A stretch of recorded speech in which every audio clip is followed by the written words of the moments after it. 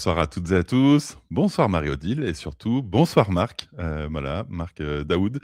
Merci d'être avec nous pour cette émission un petit peu particulière et merci d'avoir pris le temps. Voilà, entre toutes tes activités, on est ravis de te recevoir.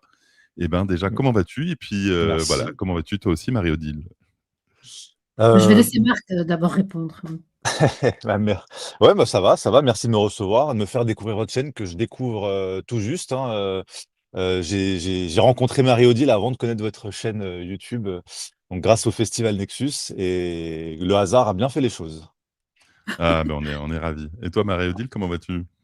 Mais je vais très bien et d'ailleurs, je voudrais dire que le festival Nexus a été une grande étape pour moi, bien Ouais. plus grande que ce qu'on peut imaginer, justement, ce genre d'événement, qui a une répercussion importante dans une existence.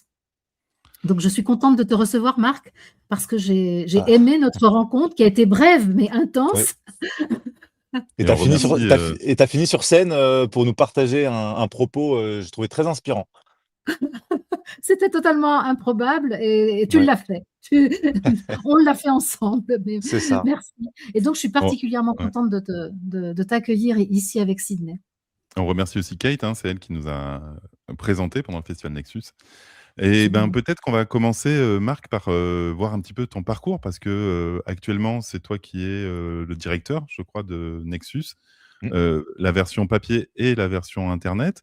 ouais, Comment, cette aventure a démarré? Parce que tu n'es pas le créateur de Nexus, mais c'est malgré tout, ça. ben, tu fais partie des personnes qui agissent pour, élever les consciences et on voulait te mettre en avant pour cela, pour te remercier, de faire tout ça pour le collectif. Ah bah, écoute, merci. Je ne suis qu'un maillon, qu'un petit rouage de ce grand mécanisme. Moi, c'est un pur hasard, je pense un peu comme la rencontre avec Marie-Odile, d'être tombé sur Nexus, il y a un peu plus de 13 ans maintenant, complètement par hasard et c'est même l'ancien patron de Nexus, hein, qui m'avait contacté parce qu'il avait appris par quelqu'un d'autre que je faisais une enquête sur un sujet qui l'intéressait. Et j'ai pu être mis en contact, par ce biais-là et bah, petit à petit, je suis devenu pigiste et puis de pigiste, j'ai pu être, bah, on va dire journaliste permanent chez eux et après lui ayant eu des problèmes de santé, j'ai fini par récupérer Nexus, malgré moi parce que personne ne voulait, à l'époque, le récupérer. J'ai même essayé de faire une coopérative de journalistes, ce qui n'a pas fonctionné et bah, c'était soit on laissait le média, fermé, soit quelqu'un le reprenait, donc c'était moi et voilà, je me suis passé de journaliste à directeur de publication, ce qui n'est pas forcément, chose facile, mais j'ai trouvé que le hasard a bien fait les choses là aussi.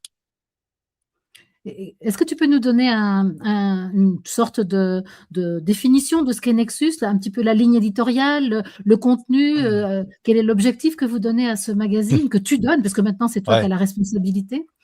Oui, alors Comment tu le définis? j'essaie de, on va dire d'avoir, d'être à la hauteur de l'héritage qu'on m'a transmis.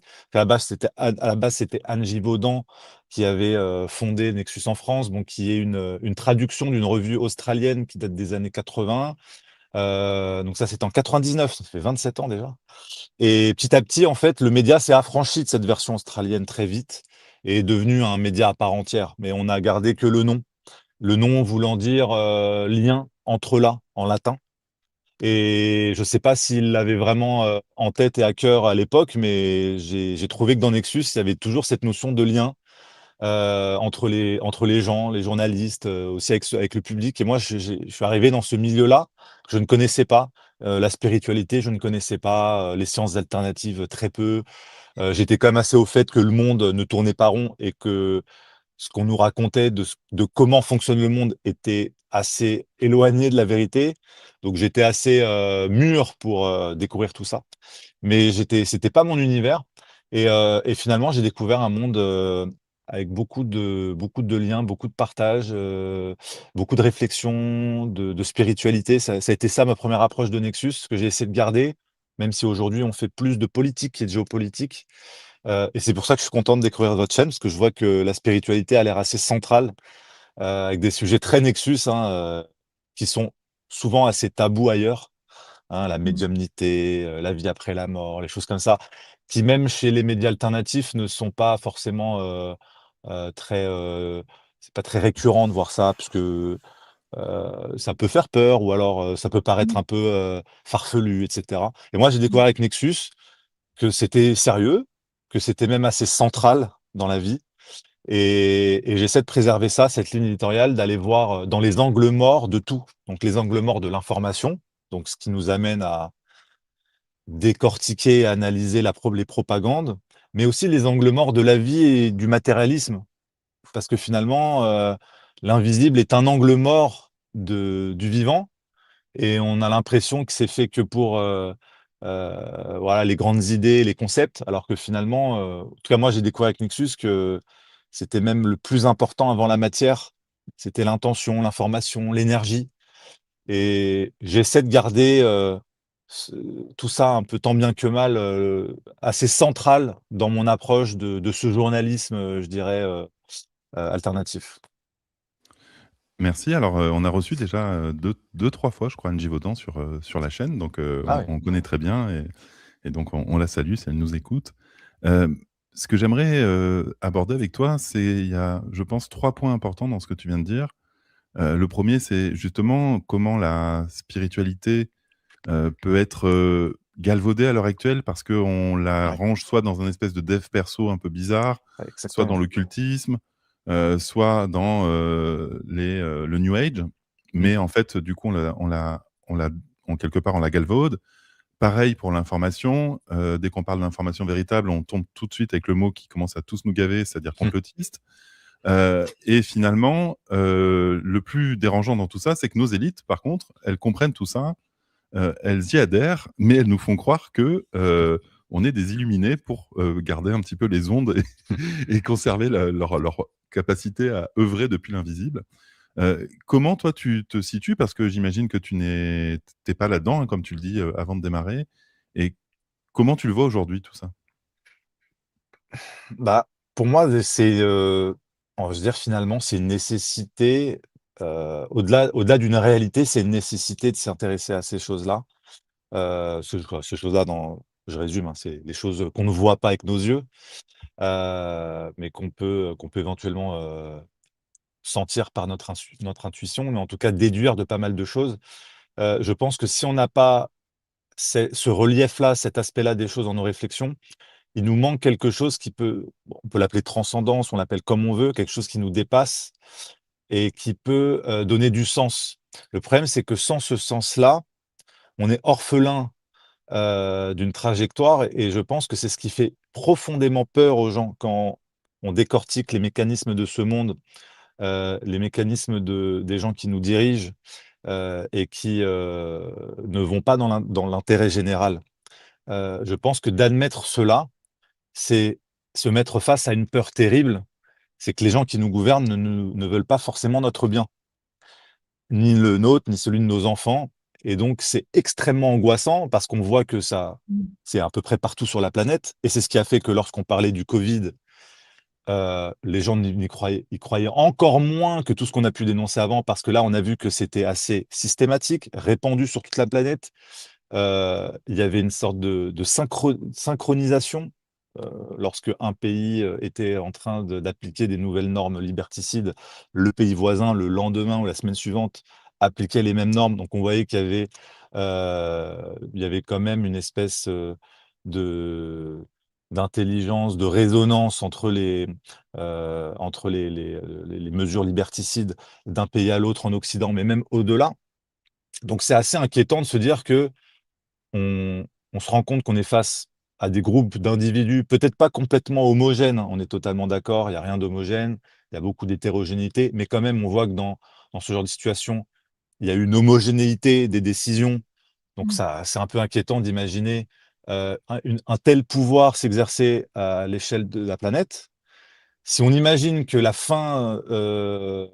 finalité des choses, c'est uniquement le matériel et le monde dans lequel on est et notre propre vie, bah, c'est assez angoissant d'accepter cette réalité des choses Mmh et mh. à partir de là, je peux comprendre que la plupart, des gens qui ne veulent pas admettre cela se braquent et il est plus facile pour eux de nous rejeter nous, que de se confronter à cette réalité et c'est d'autant plus vrai que plus les gens sont, alors je sais pas si c'est lié, c'est une pure hypothèse, mais j'ai eu l'impression que plus les gens sont assez éloignés d'une réflexion transcendante, plus les gens sont athées, moins ils croient en quelque chose, heu, plus ils ont du mal à accepter l'horreur de ce monde ou la difficulté Oui. Mmh. d'admettre que, bah, on est dirigé Mmh. par des gens qui ne veulent pas notre bien et qui eux-mêmes ont une idéologie, voire une spiritualité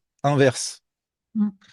Donc c'est vrai qu'il est pour moi plus que nécessaire de cultiver sa propre spiritualité, une croyance en quelque chose qui nous transcende, en quelque chose, qui a du sens dans un monde, qui va, aujourd'hui, on va dire, vers un apocalypse, on appelle ça comme ça, mais ça veut dire un moment de révélation, C'est où on ça. voit les choses se révéler et on voit que, en premier abord, elles sont assez sombres. Parce que derrière, elles ne le sont pas et elles sont assez lumineuses.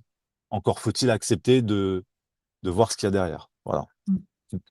Mais ce qui est vraiment étonnant aussi dans cette période, c'est le rapport à la vérité. Parce qu'en fait, quand on écoute des médias, dits mainstream, subventionnés, enfin de grandes audiences d'autrefois, eh bien, eux prétendent donner de la vraie information. Et alors comment toi tu te situes justement en tant que, responsable d'un organe de presse, quand il faut donner une autre information que l'information officielle? C'est un peu compliqué ce rapport à la vérité. Ouais, d'autant que c'est difficile de ce rapport à la vérité parce qu'il est jamais totalement, complet. On s'en approche, je pense, le plus possible en étant libre et indépendant comme nous, comme vous, dans un média, Mmh. qui n'est pas, astreint à répondre, à des milliardaires ou, toute une oligarchie, qui la contrôle. Mais effectivement, ce rapport à la recherche de la vérité, je dirais, il est, il est assez, il est assez nourrissant et assez angoissant. Nourrissant dans le sens où, moi j'ai besoin de comprendre. Donc, je le fais d'abord pour moi, c'est une obsession, j'ai besoin de tout comprendre, comme un enfant qui tourne le jouet dans tous les sens pour voir, Mmh. les mécanismes et je dirais que mon rapport à l'information, à la vérité, il est de cet ordre-là. J'essaie de tourner les choses dans tous les sens pour essayer de voir, est-ce qu'il y a pas un angle qui m'échappe? Est-ce qu'il y a pas quelque chose qu'on veut éviter de voir en nous montrant quelque chose et en nous empêchant d'aller voir derrière le décor? Et c'est vrai que ça, c'est assez jouissif, c'est assez, Mmh. stimulant intellectuellement et je pense que ça me nourrit beaucoup.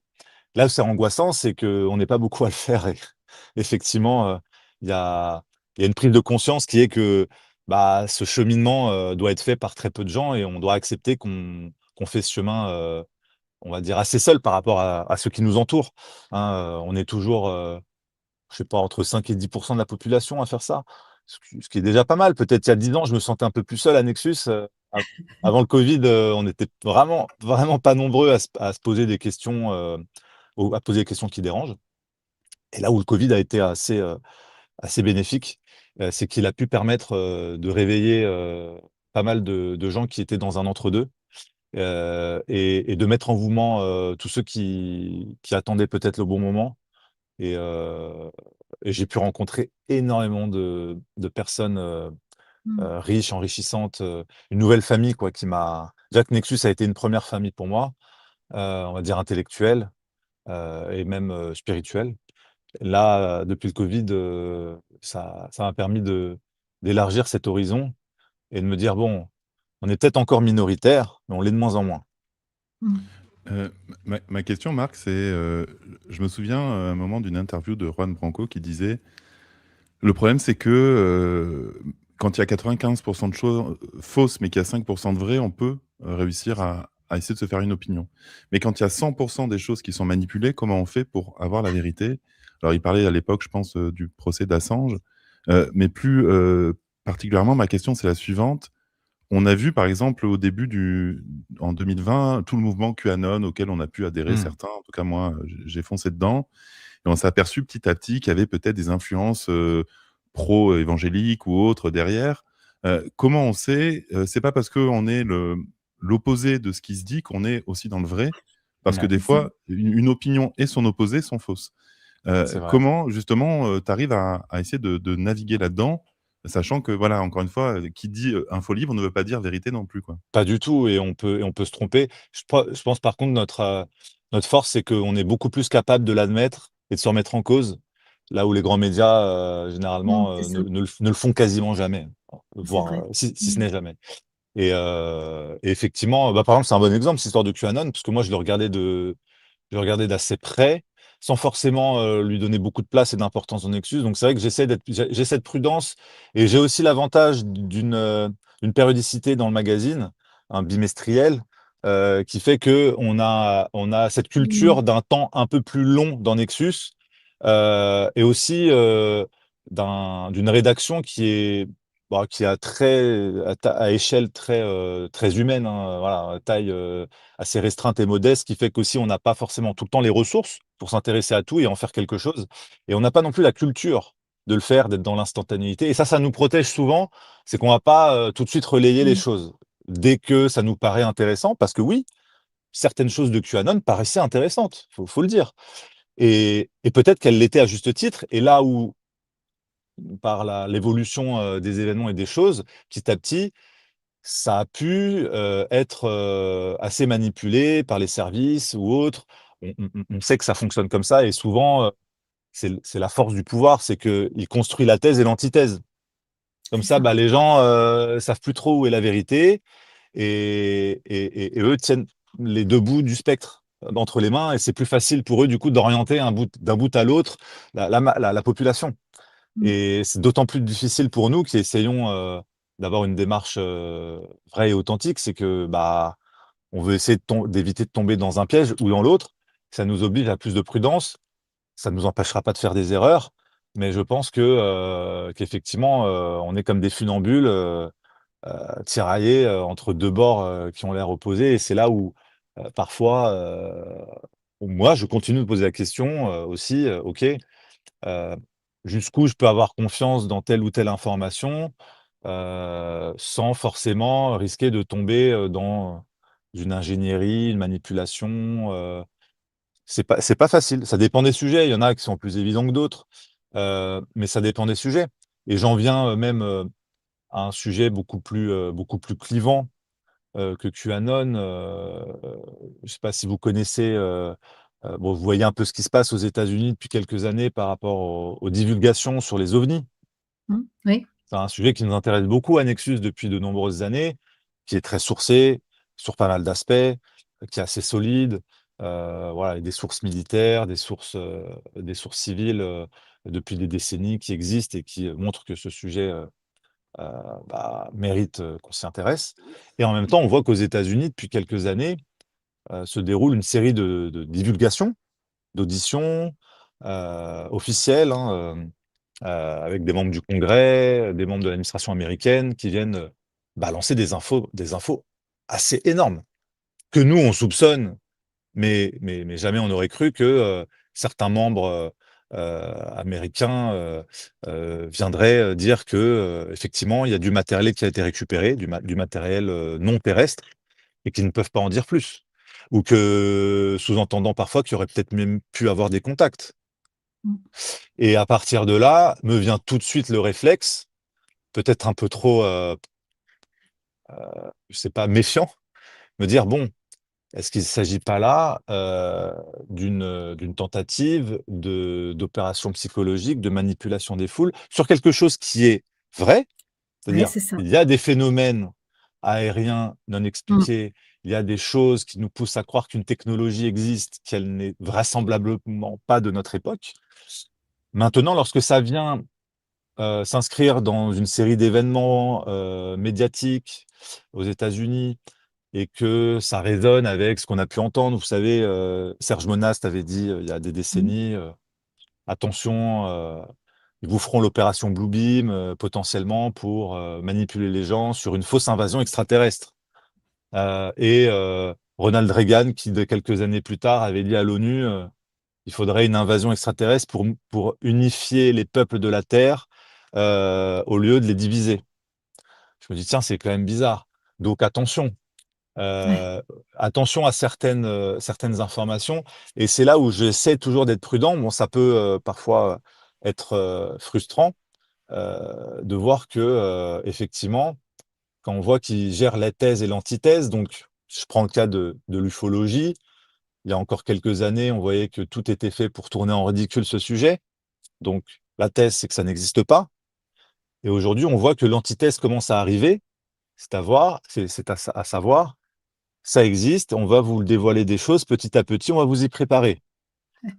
Et forcément, moi, j'ai envie de faire un petit pas de côté, de me dire, oh attention, qu'on ne tombe pas dans un autre extrême, parce qu'à dévoiler un bout de vérité, on peut se faire avoir par un bout de mensonge qui serait Mmh. caché derrière et qui pourrait Mmh. servir encore d'autres intérêts. Ouais, Voilà. c'est ça, hein. C'est hyper complexe et on pourrait mettre encore d'autres niveaux dans tout ça. Parce que même si tu fais l'antithèse, quand tu vois Vance qui nous dit: «Bah, en fait, c'est peut-être des démons», quand tu Ah oui, c'est vois, vrai, j'ai vu ça, j'ai oublié. Non, ouais, mais ça, voilà, ça va. tu Non, tu mais vois, c'est un ouais, ouais, délire. c'est ça, donc ils te C'est refoutent de l'évangélique, Ah derrière. bah, c'est mais c'est vrai. clair, ouais. Mmh. Ça peut exister, enfin, tu vois, ils t'expliquent que c'est que du reverse engineering, donc les technologies qu'on a, elles sont extraterrestres, mais non, mais peut-être, enfin et en fait, tu as l'impression d'être Ouais, manipulé, encore une fois, dans l'autre sens ouais, c'est ça. et en fait, ils infiltrent les 2 parce que, ça les empêche pas de nous donner des choses fausses, Ouais, dans un côté et dans l'autre et de les activer à tout moment pour dire: «Ben, regarde, ça, c'est faux, donc tout ce qu'ils disent est faux» et en exactement. fait, c'est une manière de nous décrédibiliser si on répète comme des moutons, En la plus. la thèse ou l'antithèse, tu vois? Donc c'est Mmh. hyper complexe, en fait, tout ça. Très Ouais. complexe, d'où le fait qu'il est, je pense qu'il est très difficile et complexe de faire de l'information instantanée. C'est là où je me rends compte des limites de l'information sur internet. Parce que nous, on s'y met. Bon, on ne vit pas du tout de ça. C'est quelque chose qu'on fait un petit peu pour essayer de ramener les gens au papier, au magazine, parce que c'est notre seule source de revenus. Mais on voit que même de temps en temps, alors nous, on n'est pas sur de la quotidienne. Moi, je vais faire mes petites émissions hebdo du vendredi en direct. Parfois, on fait d'autres contenus comme ça, mais voilà, c'est encore pas forcément sur la difficulté du quotidien. Mais traiter de l'information assez rapidement, sans avoir forcément le recul tout le temps, ça amène à faire des erreurs, ça amène à mal apprécier les choses, parfois et ça rend le travail très, très difficile. Donc souvent on a eu ce débat, en interne et aussi en public avec des internautes qui nous interpellaient là-dessus parce que nos plus fidèles lecteurs, sont habitués à ce que Nexus, soit dans un recul et une distance, tous les 2 mois et qu'on ait une analyse un peu plus tiède ou froide. Et que parfois nous voir, forcément on tombe dans le jeu de YouTube, du direct, de l'instantané, d'essayer de traiter les informations dès qu'elles tombent et parfois il y a eu des gens qui ont fait des remarques à juste titre, hein, de dire: «Bon, voilà, c'est pas vraiment du Nexus, il faut essayer d'élever le niveau et pas forcément, relayer tout de suite, tel ou tel sujet». Et effectivement je pense qu'il faut essayer de le faire parce que, bah, c'est le travail du journaliste de relayer de l'info, mais en même temps, il faut, je pense, au même moment, essayer de donner une perspective de hauteur et de recul sur ce qu'on peut dire, et c'est pas évident. C'est pas Oui. évident parce que parfois, c'est légitime, parfois ça ne l'est pas, et on sait plus trop. Moi, je pense par exemple, voilà, cas un peu trivial, presque un cas d'école, mais l'histoire de, Brigitte Macron. Mmh. Jean-Michel, Brigitte, bon, Mmh. forcément, ça a été, pendant une certaine période, ça a été un peu le buzz. Heu, Sujet très difficile à vérifier, voire quasiment invérifiable, quand même avec un fond qui pose question. Oui, Oui. avec énormément de choses sourcées qui méritent d'être approfondies, mais dans le flot de l'instantané, sur les réseaux et cetera, parfois, on pouvait être amené à en parler, de manière un peu plus, légère et moins distanciée. Et je me disais: «Bon, c'est vrai qu'il vaut mieux être prudent, on ne sait pas trop, faut faire attention à pas tomber dans le piège de l'instantanéité» et ça a été un bon cas d'école et en même temps, parfois des gens me disaient: «Il faut pas en parler du tout» et je me disais: «Bah, je pense que bah, en tout cas, selon moi, il faut pas se priver de parler d'un sujet parce que parfois même si on n'a pas tous les éléments, je pense que c'est au lecteur, au public de pouvoir se faire son propre avis. Par contre, c'est à nous de rester assez prudents dans notre façon de le présenter. C'est sûr que j'allais pas dire, «Bon, bah, Brigitte, c'est Jean-Michel et puis c'est réglé et puis j'en suis sûr». Non. Par contre, de dire que ce sujet existe et qu'il est quand même, travaillé par d'autres personnes et qu'on a quelques éléments à partager après, voilà, tout en restant prudent et en invitant les gens à avoir un peu de recul là-dessus. Je pense que c'est la meilleure des approches, mais peut-être que Peut-être pas. Peut-être que parfois, c'est là où la Nexus, on a l'avantage de l'écrit, c'est que, quand on est à l'écrit, on a plus le temps de traiter les sujets, là où la vidéo, l'internet, nous amène plus d'informations. Donc, je pense qu'il faut essayer de trouver cet équilibre entre l'instantané et, on va dire, la lenteur de Mmh. l'analyse. Mais toi aussi, en particulier, tu as l'habitude de faire des enquêtes. Par exemple, tu as des grands sujets sur lesquels tu fais des enquêtes un peu approfondies et ton équipe, enfin l'équipe qui travaille avec toi aussi. Donc ça, c'est aussi une autre façon de faire du journalisme. C'est-à-dire que ça côtoie, le côté ébullition de l'actualité et ça amène justement quelque chose de bien plus fouillé, de bien plus, élaboré. Bien sûr, alors malheureusement, on n'a pas les moyens de faire des enquêtes sur tous les sujets qui nous intéresseraient, c'est là le problème. C'est sûr que, par exemple, sur QAnon ou Brigitte, j'avais pas d'équipe pour faire les enquêtes et faire de la contre-enquête pour, voir ce qui s'en est dit et voir comment on Mmh. pouvait vérifier certaines infos. Donc forcément, elle était un peu limitée. Mais sur d'autres sujets, qui pour moi me paraissent plus importants, on va essayer d'y mettre les moyens. Je pense par exemple, à la géo-ingénierie où, là, Voilà. moi, j'ai pu consacrer de nombreuses années sur le sujet, donc j'ai, suffisamment d'éléments en ma possession pour pouvoir en parler, sans être, extrêmement prudent, parce que j'ai pas mal de certitudes. Tout comme dans le domaine de l'ufologie, où là aussi, on le fait depuis suffisamment de temps, ou dans le domaine du Covid, où là, alors là, on avait tout sous la main, il y avait qu'à se pencher pour trouver les sources et les infos. Mais on manque de moyens. On manque de moyens et il y a plein de sujets que je laisse un peu de côté, même si je peux en parler rapidement pour dire que ça existe comme ça, mais en tout cas que j'aimerais plus approfondir et pour lesquels, malheureusement, on n'a pas les moyens des grandes rédactions. Mmh. C'est un petit peu ça la question, et c'est une question qu'on se posait aussi avec Marie-Odile. C'est quoi, selon toi, la différence entre un journaliste citoyen, par exemple, quand on écoute la chaîne d'Idriss Aderkan qui nous dit voilà, être journaliste citoyen, vous qui parlez plus d'info libre, et on avait interviewé aussi Kate à ce sujet qui nous parlait voilà, de cette double casquette de journaliste professionnel, journaliste citoyen. Euh, comment on différencie tout ça et est-ce qu'il y a vraiment une différence de qualité entre l'information qu'on reçoit et on parle bien sûr pas encore des journalistes payés par le milliardaire, ça c'est un Mmh. troisième point. Voilà. Hem, En fait, pour moi, journaliste citoyen ou journaliste, de toute façon, journaliste citoyen ou journaliste dans une revue, enfin ou dans un média indépendant, la seule différence, c'est est-ce qu'il va en vivre ou pas? Mmh. C'est ça, Par déduction, le journaliste citoyen ne vit pas des informations qu'il publie, c'est ça. ou très peu. Donc c'est un à côté et c'est plus un engagement citoyen, pour un intérêt, général. Ça ne veut pas dire que l'information est de mauvaise qualité, parce qu'en réalité, c'est vraiment un métier qui s'apprend assez facilement, le journalisme, hein, il suffit juste, d'avoir un minimum de culture, générale, politique, géopolitique, et puis un minimum de méthode, pour essayer, d'aborder tel ou tel sujet et de pouvoir, derrière recouper certaines informations, interviewer les bonnes personnes et pouvoir, publier sur un sujet. La seule différence entre les 2, je dirais, c'est le temps qu'on a à y consacrer. J'ai vu des journalistes citoyens bien plus compétents que des journalistes, alternatifs, sur certains sujets parce que, bah, ils y consacraient tellement de temps qu'ils devenaient plus spécialistes que des journalistes, avec qui, même mais que qui travaillaient bien, hein, mais qui n'avaient pas consacré autant de temps et c'est vraiment le temps qu'on peut y consacrer. Le journaliste citoyen qui passe, 5 minutes une actu et qui le diffuse et qui le relaye, pour moi, ça je dirais même pas c'est du journalisme, Ouais. c'est on va dire, du c'est un peu ce que permettent les réseaux sociaux, quoi. C'est du partage citoyen, c'est le journalisme, il y a quand même un certain temps à consacrer pour aller sur le terrain, pour si on peut, pour se documenter, pour vérifier certaines informations et sur le long terme, essayer de les recouper.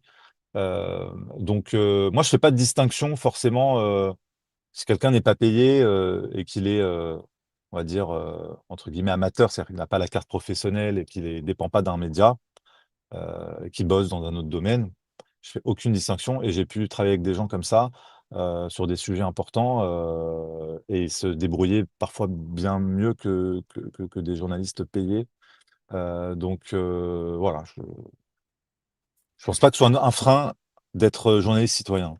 Et puisqu'on parle du métier justement, est-ce que tu peux nous parler du phénomène, de l'autocensure? Parce que c'est quelque chose qui est peut-être, enfin, très à questionner aujourd'hui dans le journalisme. Est-ce que le journalisme, libre, n'est pas finalement aussi limité par la censure que la personne qui écrit ou Mmh. qui parle, s'impose pour des raisons qui lui sont propres justement? Peut-être, par Tu penses à quoi comme autocensure? ah bah, par exemple, tu vois, il y a des choses qu'on n'aborde pas parce qu'on sait que, par exemple sur YouTube, des Mmh. des choses qu'on ne dit pas parce que l'algorithme Ah justement oui. va pas fonctionner, ou même sur une presse, parce que ton public, est pas forcément intéressé par ce genre de choses, ou Oui, oui, je ça peut c'est arriver, c'est c'est vrai, une hein. question, hein, c'est Et puis pas je Non, rajouterais mais à la question de Marie-Odile, l'ingérence aussi, intérieure, le nouveau la sujet, fameuse ingérence intérieure. Bah oui, parce que, bah, c'est ça, c'est un peu ça. Au fond, ça aboutit à ça, parce que c'est quand même une menace. mais quand tu pour bien comprendre, parce que moi je comprends ce qu'ils veulent dire quand ils parlent d'ingérence intérieure, mais toi tu l'entends sous quel sens? Parce que quand ils disent ingérence intérieure, c'est juste opposition politique. Bah, bien sûr. Après, ouais, mais Bah, c'est c'est tout subtil aussi. parce que le cadre, il est pas clair. Le cadre, il Ah est pas non, clair. mais du coup, ça peut faire en sorte que selon ce cadre, nous tous, on peut être, Bah oui, C'est c'est ça. ça. catalogués Si je d'ingérence dis, intérieure. «J'aime pas Macron», c'est de l'ingérence intérieure. Si je dis, tu vois, c'est quoi la limite, en Oui, fait? oui. Bah, Tu vois? C'est un peu c'est une bonne subtil. oui, Mmh. oui, oui. Bah, pour la ques bah, on s'auto-censure toujours plus ou moins. Je pense que dans les grands médias, beaucoup, dans les petits Mmh. médias, beaucoup moins. Ça dépend du sujet et de l'intérêt, de la question. Parce qu'autocensure, ça veut dire peut-être éviter de parler de certaines choses ou d'une certaine façon. C'est sûr qu'à partir du moment où on est en public, C'est ça. il y a des choses qu'on va dire différemment. Même nous tous, hein, n'importe quelle personne, qui parle, en privé, chez lui, sera beaucoup plus libre que lorsqu'il est, au restaurant, à table avec un groupe d'individus. Il va pas se Mmh. permettre de dire la même chose, de manière aussi frontale. Donc il y a déjà cette forme de communication, pour une forme d'autocensure dans la communication, on va essayer d'être plus prudent, plus prudence. Oui. Parfois, essayer d'éviter de confondre nos intuitions avec des informations. Donc il y a aussi cette façon sur internet, parce que oui, comme tu disais dans le papier, l'exercice de l'écriture fait que c'est pas de l'autocensure, c'est de la rigueur. Donc cette Mmh. rigueur de l'acte de l'écriture fait que du coup, il y a même pas besoin de s'auto-censurer, puisqu'en fait, on est déjà en train de cadrer les choses avec une rigueur qui est plus importante que quand on se parle là, où là, on peut vraiment se dire tout et n'importe quoi, parce qu'on est comme dans une discussion avec des amis. Mmh. Et c'est là la difficulté je trouve, du partage des informations sur Internet. Euh, enfin, en tout cas en vidéo, c'est parfois, elle pousse à une spontanéité qui peut être mal comprise. Donc, je peux comprendre que certaines fois, alors, le mot n'est pas forcément très juste selon moi, d'autocensure, mais je dirais de se discipliner. Après, si on parle de vraie autocensure, c'est-à-dire on dit, tiens, ce sujet, je n'en parlerai pas. Peut-être parce qu'il coûte trop cher socialement, médiatiquement ou je ne sais quoi. Je peux comprendre que ça existe. Nous, à Nexus, on en a très peu, on en a quasiment pas Mmh. parce que, on est quasiment sur tous les sujets, qui nous ont déjà porté préjudice, hein. Bah, déjà l'ufologie, c'est un sujet, même plein de fois on m'a dit: «Oh, tu devrais arrêter ça», Mais ça, c'est par exemple, tu vois? par Mmh. exemple, et on l'a gardé, parce que ça fait partie aussi de notre historique et puis que c'est un sujet qui nous semble très important, alors que, je pense pas qu'il nous apporte énormément de ventes. Enfin, n'apporte pas Non. forcément beaucoup d'argent et de rentrées financières, spécifiquement ce sujet-là. Peut-être Et même puis, au contraire, parfois, il peut faire fuir je me certaines permets une personnes. nuance je me permets une nuance parce que la manière dont on le voit, Anne Givaudan, et la manière dont on le traite, par exemple, Charles Maxence aussi, qu'on a reçu, qui lui est vraiment un Oui, journaliste ufologue, parce que les galactiques et l'ufologie, c'est encore, 2 choses différentes. Absolument. Donc oui, voilà, c'est mais pas tu du vois, tout par pareil. exemple, bah, c'est un bon sujet, tu vois, les galactiques. Moi, c'est un sujet, j'aime bien regarder à titre perso, d'ailleurs, j'ai vu que vous en parliez dans certaines vidéos, j'irai regarder ça, après, et j'aurais plus de mal à le publier, dans le magazine. Je pense que la rédaction, elle me fera un petit warning. Mais ce sera pas de l'autocensure, c'est que du coup, on a une approche qui ne permettrait pas forcément d'en parler là où alors que moi, ça m'intéresserait énormément, mais on peut pas enquêter là-dessus. Donc forcément, par rapport à notre ligne Mmh. éditoriale qu'on a dans le magazine, ce serait plus compliqué. Là où par contre, en vidéo, on s'est déjà autorisé ce genre de liberté. On a reçu, alors pas beaucoup, on a peut-être reçu 2-3 personnes, voilà, sur ces dernières années, c'est pas beaucoup, mais quand même, on s'est 2-3 fois autorisé à recevoir des gens qui en parlaient. Moi-même, parfois, on m'a dit: «Ah non, tu devrais pas et tout». Je dis: «Bah non, au contraire, cette liberté que j'ai pas forcément dans le papier», parce que je peux comprendre, à l'écrit, on s'attend à une certaine, possibilité de vérifier l'information, là où sur ces sujets-là, c'est impossible. Mais je trouve dommage de se priver ou de se censurer comme ça, si on peut appeler ça, une sorte d'autocensure ou de voilà, de se restreindre, en vidéo, là où pour moi la vidéo permet cette souplesse. Mmh. Parce que c'est pas le même type de contenu. En plus, nous, on ne le vend pas ce contenu. Donc, je trouve qu'on a une liberté supplémentaire, c'est qu'on est là on propose des choses, on laisse les gens un peu se faire leur propre avis. Et je trouve que c'est assez bénéfique d'avoir cette liberté-là. Donc là, c'est pour le côté, positif des réseaux, qu'on ne peut pas forcément retrouver à l'écrit. C'est plus difficile d'autoriser ce genre de liberté à l'écrit. Je pense pas que ce serait perçu de la même façon. Et moi, j'aime bien cette liberté-là et heu et merci à tous ceux qui se permettent d'explorer de nouveaux horizons, même si on ne peut pas forcément enquêter là-dessus, parce que sinon, putain, qu'est-ce qu'on se ferait chier si si on devait parler que de choses dont on est sûr à 100. Mmh. Bah, il y aurait plus cette possibilité de stimuler Mmh. l'imaginaire et même d'aller explorer des hypothèses qui peut-être sont fausses, mais peut-être sont vraies. Mmh. Et le temps qu'on puisse découvrir qu'elles sont vraies, bah, se priver d'en parler, je trouve ça dommage parce il peut se passer, Mmh. plusieurs générations avant que peut-être moi je connais pas très bien le sujet des galactiques, j'ai pu en entendre parler. Peut-être qu'un jour on le saura, peut-être qu'un jour on le saura pas. Mmh.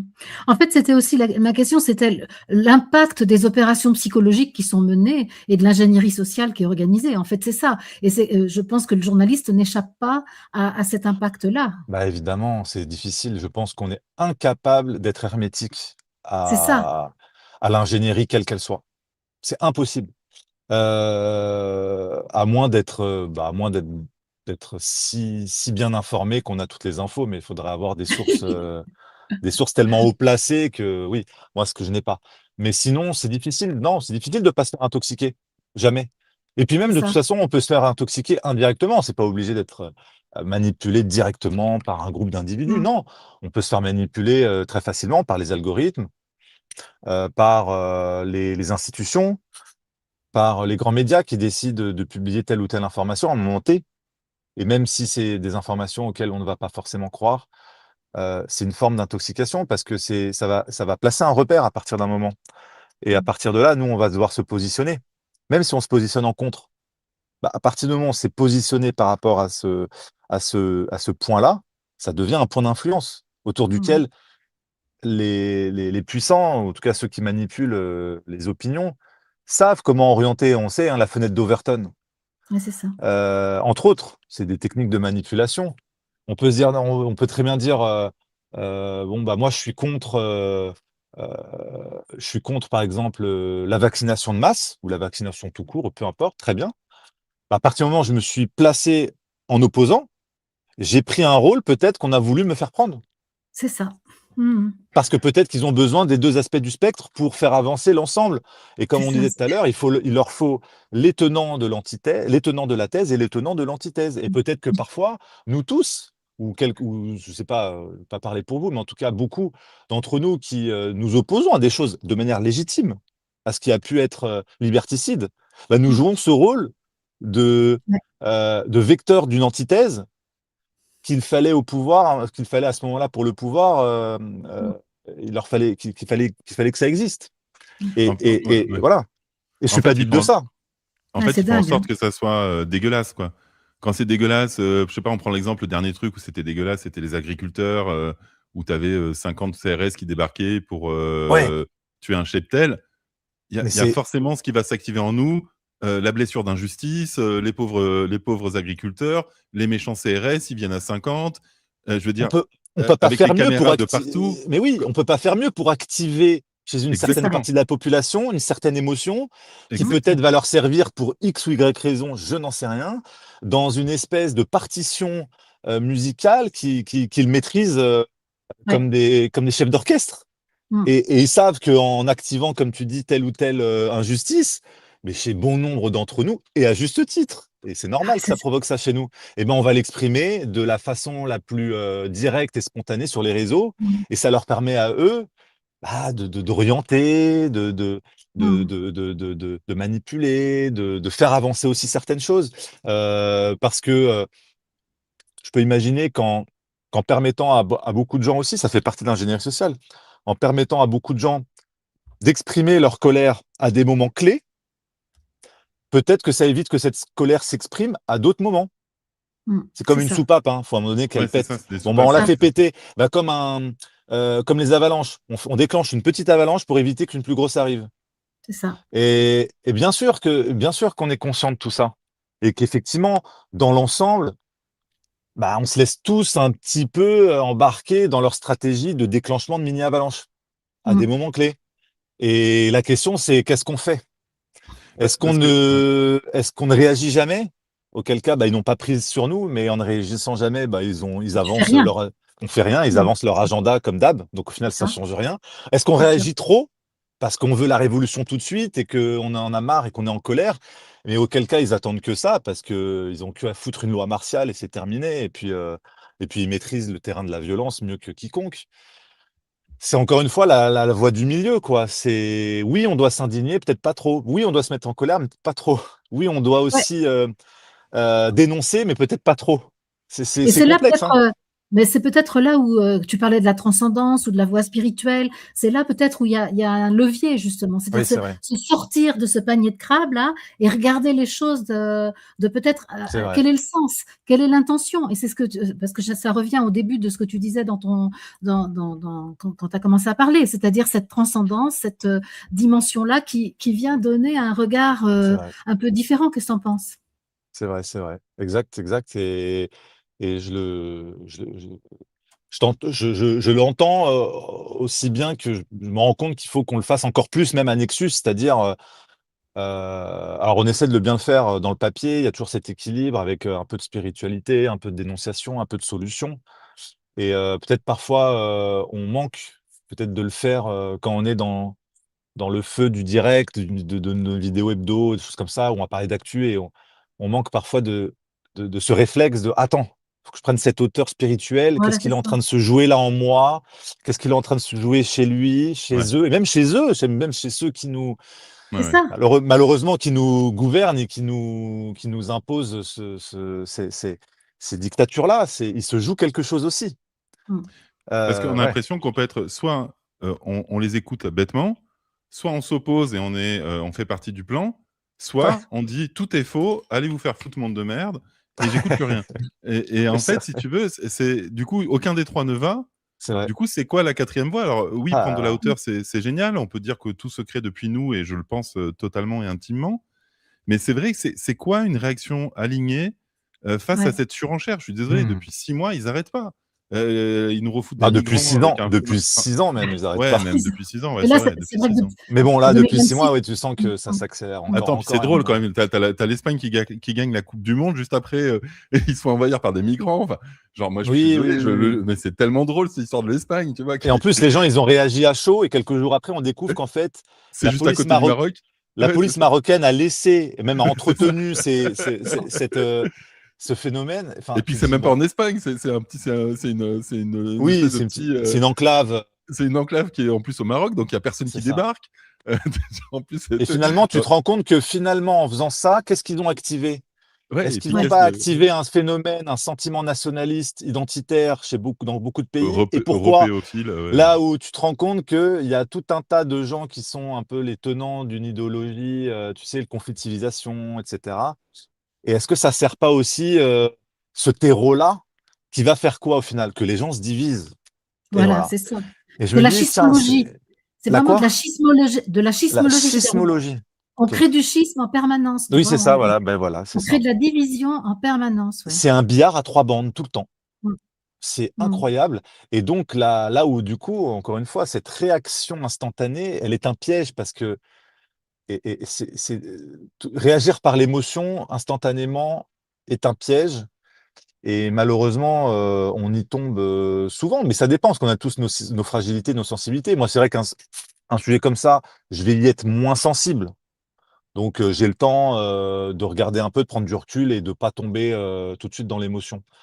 Peut-être qu'un autre sujet, tu plus sensible et si ça retouche, par exemple, si demain ils nous refoutent, une obligation vaccinale, comme ça là, du jour au lendemain, je pense que je vais m'énerver un peu plus instantanément. Peut-être qu'il faudrait pas et je vais donner mon émotion et je vais pas avoir ce recul, dire: «Attends, peut-être que c'est ce qu'ils veulent aussi». Mmh. Nous pousser à Mais bout, ouais. nous C'est f ça, nous pousser à faire des erreurs et nous ouais, pousser à nous épuiser psychologiquement. c'est ça, Et c'est c'est même ça. pas que l'émotion, c'est la blessure d'injustice. Pour Oui, moi, oui, c'est oui, encore c'est ça. c'est encore c'est le moment où c'est dégueulasse. Tu vois, par exemple, en ce moment, j'ai vu que vous le traitiez un petit peu, cette histoire, de l'identité numérique. Alors, Ouais, évidemment, on peut en discuter, on peut essayer de trouver des VPN qui marchent bien, des trucs, voilà, mais là, ils nous obligent à nous positionner. C'est-à-dire, qu'est-ce qu'on décide c'est vrai. en plus, ça touche au réseau, ça touche à tout ça. Ouais. On se fait attraper tout le temps, en fait. On se fait attraper tout le temps même si c'est pas ce sujet-là, enfin, je veux dire, le dernier mois, alors, soit on réagit pour les feux, soit les animaux qui s'échappent des flammes, soit les migrants Oui, qui passent la frontière, soit ouais. l'identité numérique, soit le prix de Le l'essence qui a réexplosé, on ne sait pas pourquoi, ouais, avec de nouveau le détroit d'Ormuz, et ouais. je vous en passe. Il y a des feux un peu partout dans le monde, enfin, j'oublie sûrement des sujets. Euh, La loi qui fin ne de se fait vie pas là. attraper sur un de ces sujets-là? Ouais, oui, Fin de voilà, c'est vie, ça. En fait, il y en a pour tout le monde pour que C'est on ça. puisse au moins réagir sur l'un d'entre eux et c'est là la difficulté d'avoir cet équilibre intérieur et c'est pas évident parce que plus les choses avancent, plus notre équilibre intérieur, il est malmené. Surtout si on est en ville.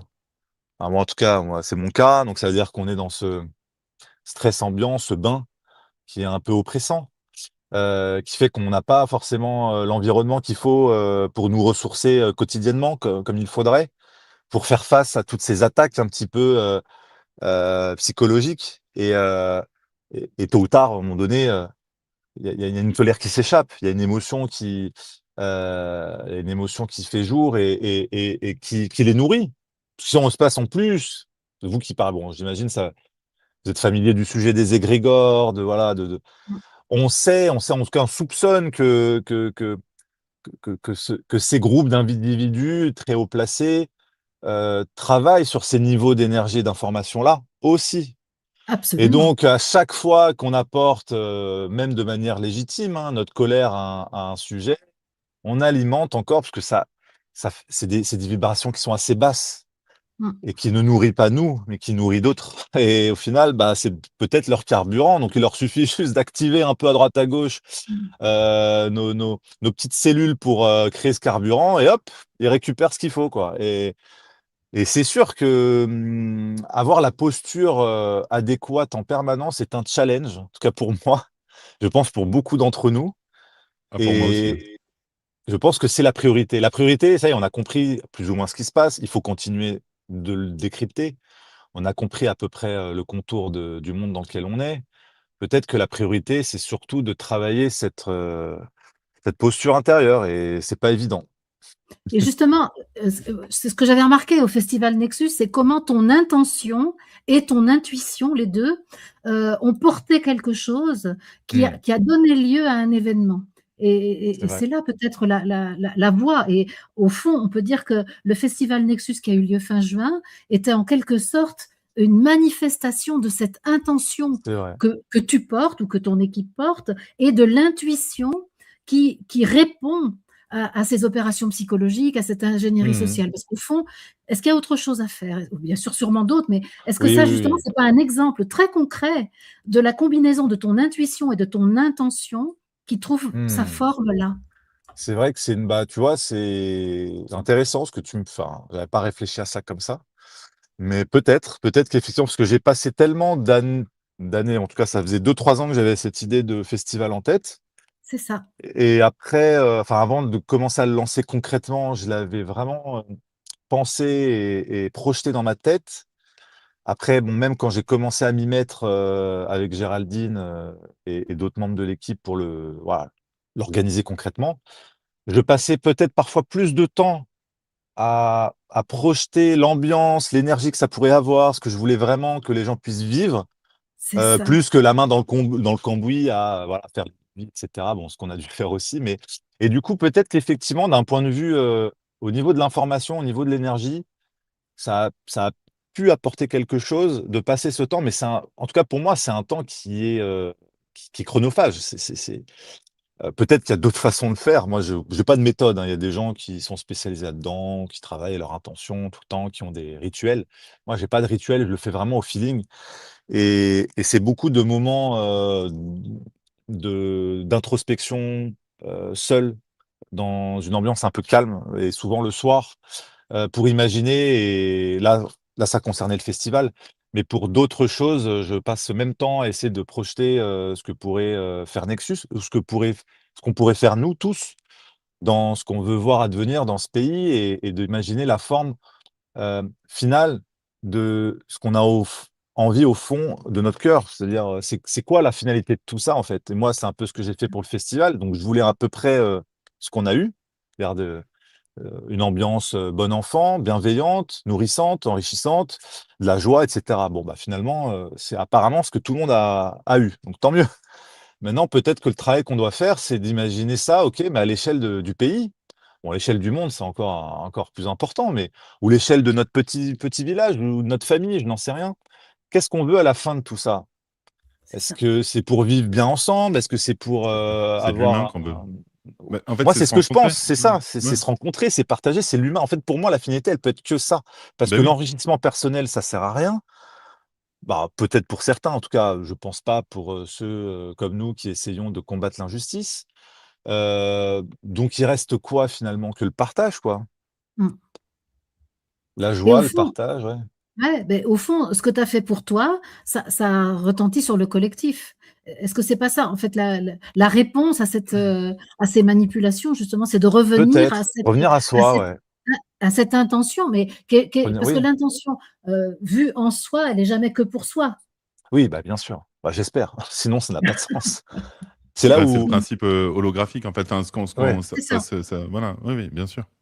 Mmh mh. Bah, Mmh. oui, je pense qu'à la fin, il reste que ça et peut-être qu'effectivement, si on était plus de gens à travailler ça à l'intérieur de nous, peut-être que le cours des événements, bifurquerait à un moment donné.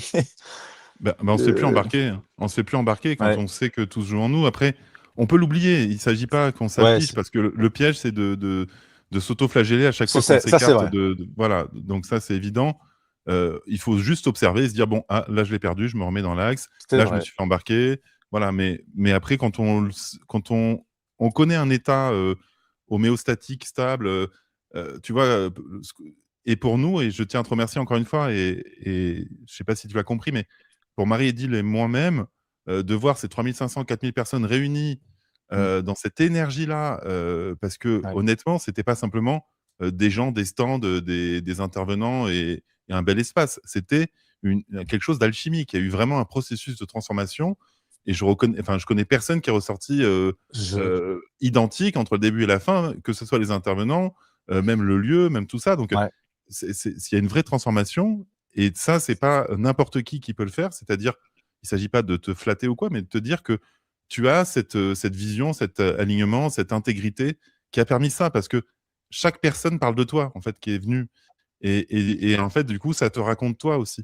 Et c'est ça qui est hyper bah, intéressant. c Et ça raconte chacun de nous. Hein. Je dis pas, tu vois, je dis pas ouais, que ouais.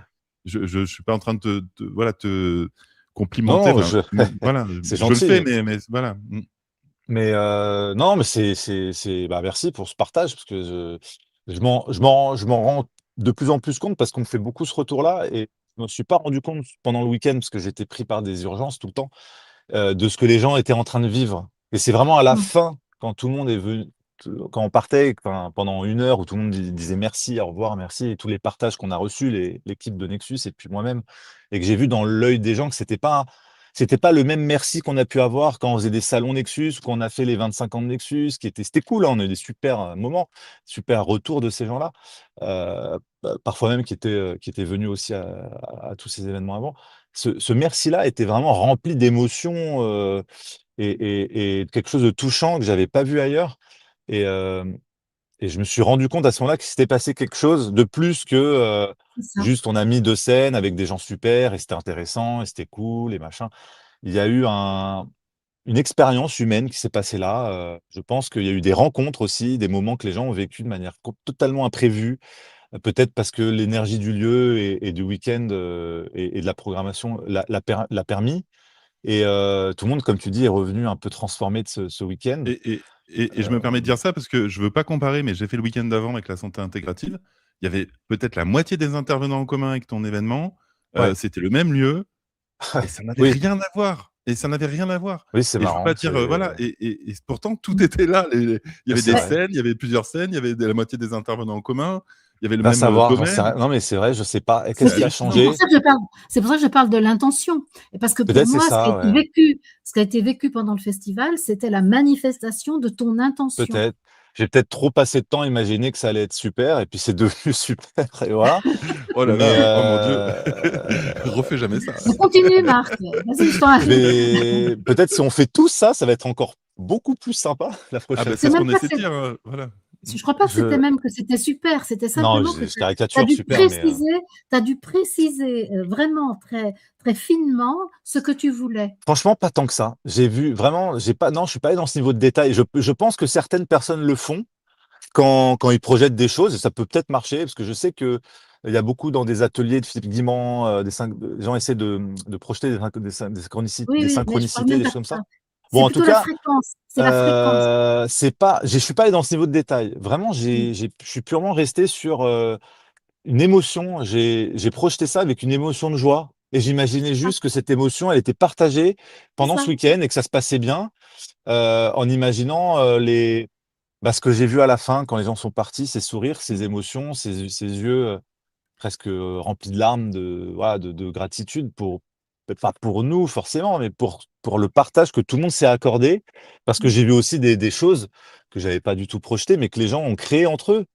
C'est ça, Les gens ont aussi fait preuve d'une intelligence collective, c'est moi ça. qui m'a fait du bien, d'une bienveillance, spontanée dans certaines situations, d'une créativité aussi, dans d'autres et de solidarité, de débrouillardise quand il fallait et je me suis dit: «Waouh, c'est est-ce que c'est parce que c'est le public Nexus ou bon, est-ce que j'ai vraiment, peut-être projeté ça?» J'en sais rien, peut-être un peu des 2 mais comme toi, je avec, Marie-Odile qui m'a partagé, un petit propos comme ça et qui m'a amené à avoir envie de te faire venir sur scène pour que tu le partages au plus grand nombre. J'aurais jamais imaginé, parler à un festivalier, le faire venir sur scène et être touché comme ça. Donc en fait, c'est vous tous aussi, peut-être que chacun avait, projeté ce qui se serait passé pendant ce festival Nexus, que ça a fait une belle recette, quoi.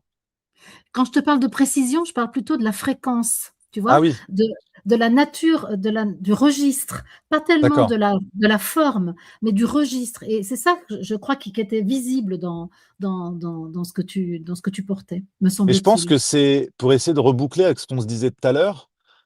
Parfois, ça, c'est pas du journalisme parce qu'on peut pas enquêter là-dessus. C'est mes déductions, mes intuitions personnelles depuis que je suis à Nexus. Mais parfois, je me demande, si c'est pas ce qu'ils ont besoin, finalement, ceux qui nous gouvernent.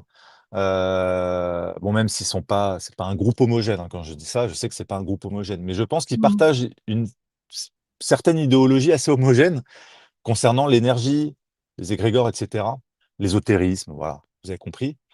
Et je pense qu'ils ont surtout peur des gens qui vibrent, à cette fréquence-là Exactement. et ils ont pas forcément peur des lanceurs d'alerte ou des journalistes qui enquêtent, quoique de temps en temps, ceux qui font bien leur boulot peuvent les inquiéter aussi, mais peut-être qu'ils ont plus peur des gens qui vibrent, avec des vibrations hautes et ça doit les parasiter quelque part et je me dis qu'en nous maintenant dans ce qu'on se disait avant, C'est ces énergies basses, en activant toujours cette colère, cette c'est indignation et ça, cetera et si la on est peur. Mmh. successivement, dans cette peur, dans cette, dans cette défiance et dans cette façon de nous rebeller tout le temps, bah, on n'a pas le temps de vivre ces moments-là qu'on a vécu pendant ce week-end Nexus. Parce qu'en C'est ça. réalité, ce week-end Nexus, bah, ça devrait être tous les jours, tout le temps, dans la vie de chacun, en bas de chez soi, avec ses amis, ses proches.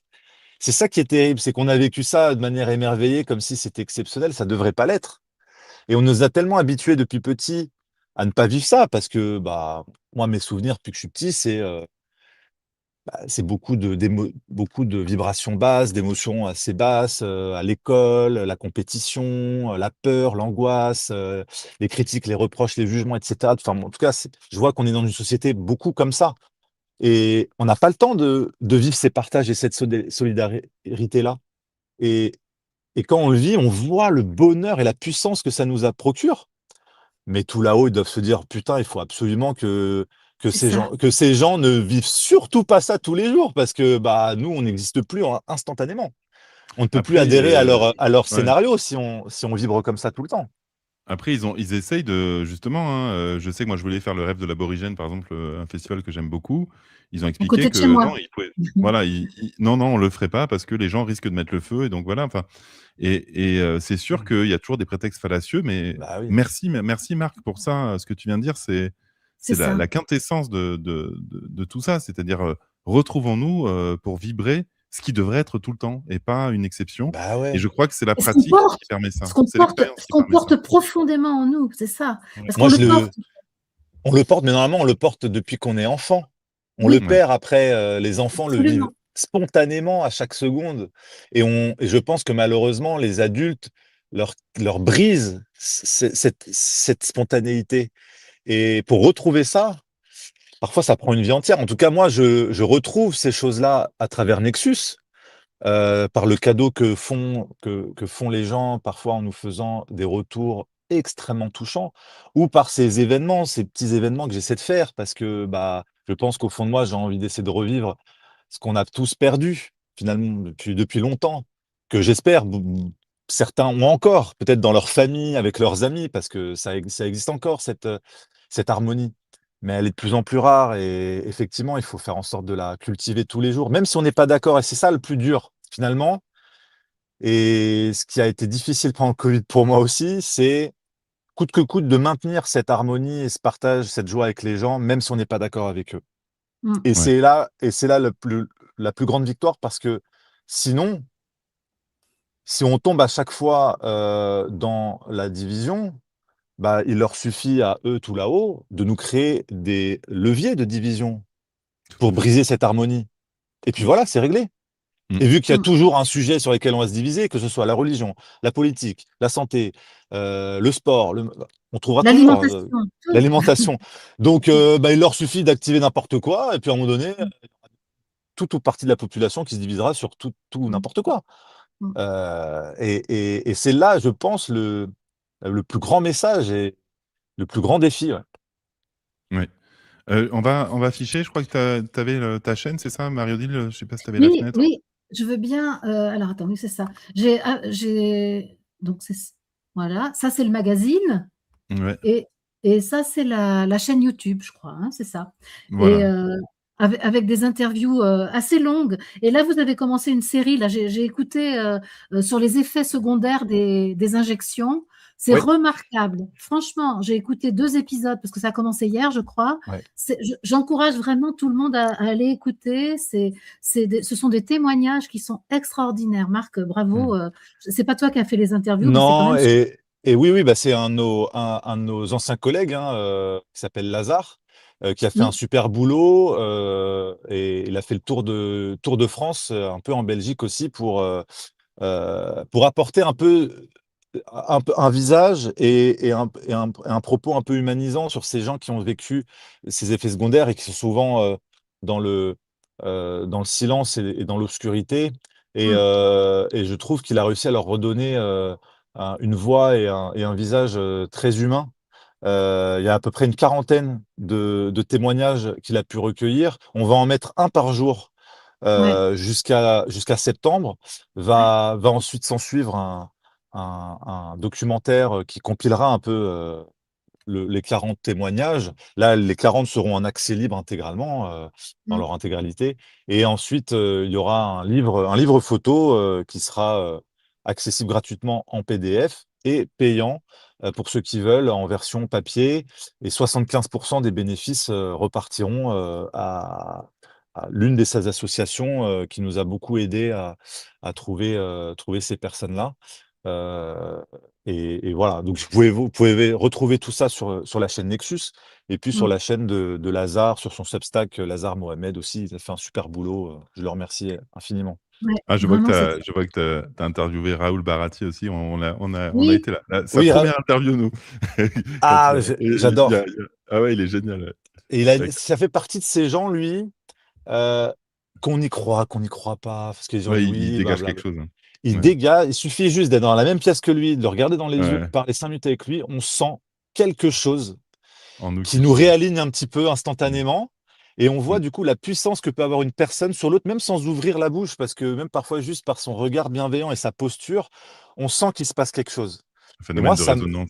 Ouais, ouais, c'est c'est ça. peut-être ça, ouais, c'est vrai et je trouve ça assez, inspirant et troublant de se dire à quel point on a tous ce pouvoir-là. Alors lui, il l'a travaillé et cultivé à son paroxysme parce qu'il fait ça depuis des années. On appelle un chaman ou, voilà, on l'appelle comme on veut, mais je pense qu'on a tous ça de base et on oublie ce pouvoir-là, on oublie cet alignement qu'on est censé avoir et lorsqu'on le vit, on sent finalement le décalage dans lequel on est en permanence. Finalement, le fait de le mmh, vivre un peu quelques secondes, en présence de quelqu'un qui Mmh.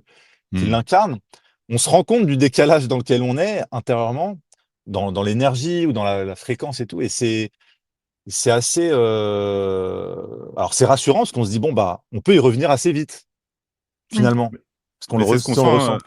c'est ce qu'on sent avec toi aussi, tu vois?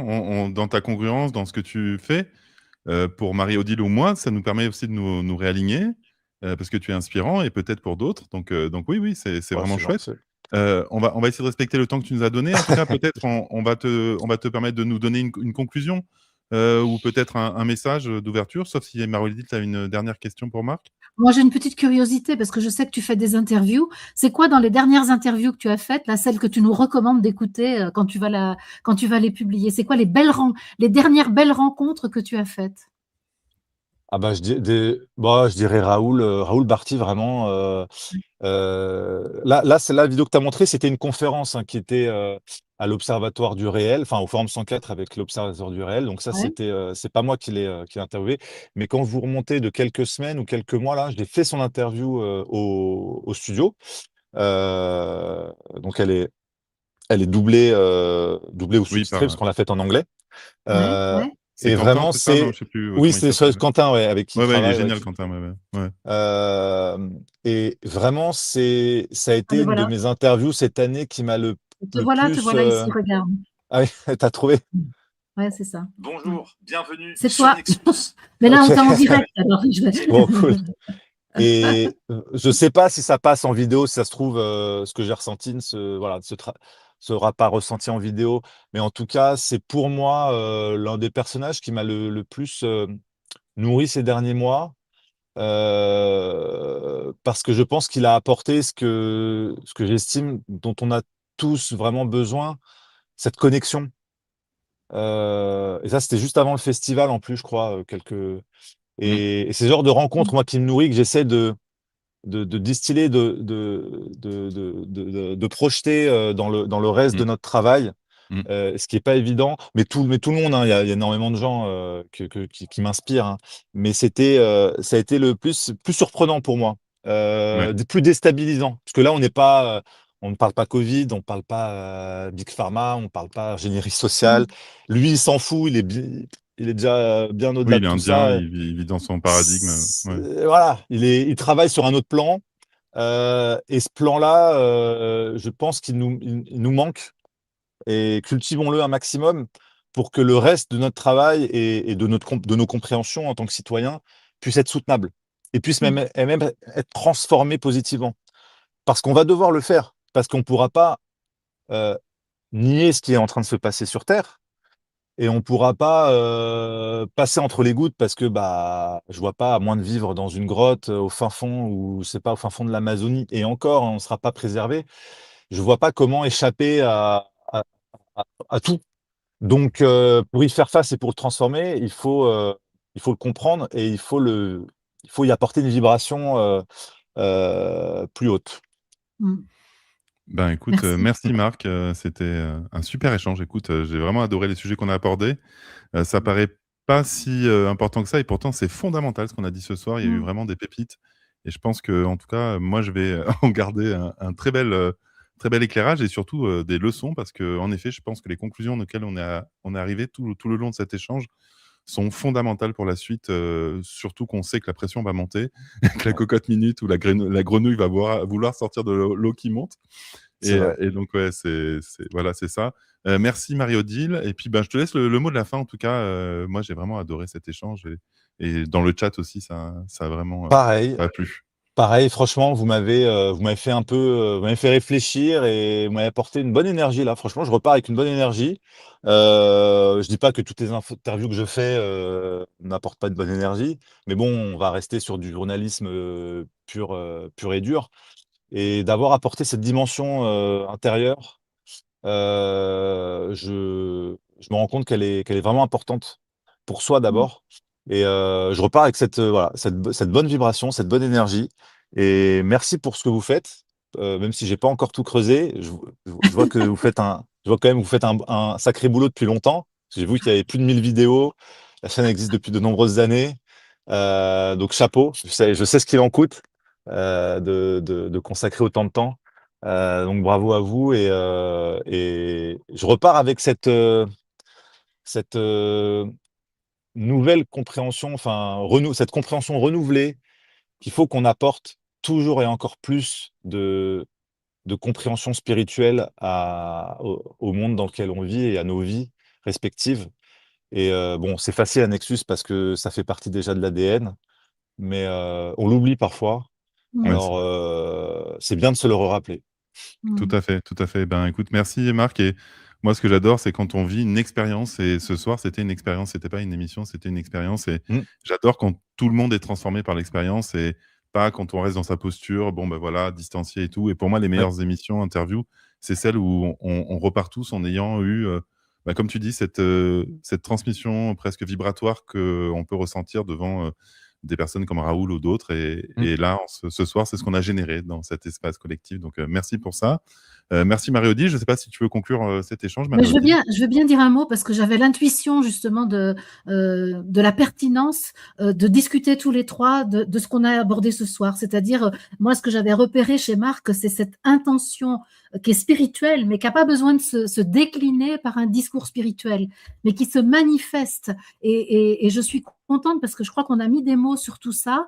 Et ça veut dire, c'est pas la peine de faire des discours sur la spiritualité parfois, Mm. mais être au plus près de cette intention de la joie. Parce que ce que tu nous as dit, c'est ça, c'est l'intention de vivre la joie. Et ben, ça donne une émission comme celle-là que moi j'ai adorée aussi, et ça donne le Festival Nexus, et ça donne le rayonnement que ça a sur le monde, et que parfois c'est en faisant ce qui nous paraît petit, mais qui en fait est une semence pour la conscience de l'humanité. Et merci Marc d'avoir accepté, parce que je sais ton emploi du temps, je sais que tu es stressé. Je m'étais engagée à créer avec toi un espace où ce serait tranquille et joyeux, et je crois qu'on y est presque arrivé, donc je Ouais, je suis suis hyper content. contente. Et avec plaisir pour revenir à votre micro. Ah, Vraiment, chouette. c'est une belle expérience. Voilà, Ah, vous bah, pouvez compter c'est pas sur tombé moi. dans, C'est pas Voilà, vrai tombé ça? dans quatre oreilles de sourds. voilà. Alors, là, Non, non, vraiment, ouais, vraiment, c'est très génial. beau moment. Donc, je, je serai parmi vous si vous avez besoin encore. J'aime bien ce genre d'échange. Voilà. J'aime vraiment discuter comme ça et partir de cas concrets de journalisme et puis prendre un peu de hauteur et brainstormer, discuter un peu comme ça, philosopher sur la vie. Je trouve que vous le faites très bien et merci à vous. C'est ce qui m'a fait que j'ai tout de suite matché avec toi, Marie-Odile. Hein. En quelques Super. secondes, on a raisonné, on a réfléchi de la même façon et moi, je trouve ça agréable. Et merci à vous. Donc voilà. Merci Quand vous Marc. voulez, peut-être que ce sera au micro de Nexus une prochaine fois, en tout cas avec plaisir. Voilà, Ah, comme je le dis souvent, va voilà, Ça savoir ce va. qu'on aura annoncé. À ça la marche. rentrée, peut-être. Ça marche. Merci Marc, merci Marie-Odile. Merci. Merci les amis qui Merci. avaient été là, nombreux, Ouais, et à merci. bientôt. Bonne Vraiment. soirée. Au À revoir. bientôt.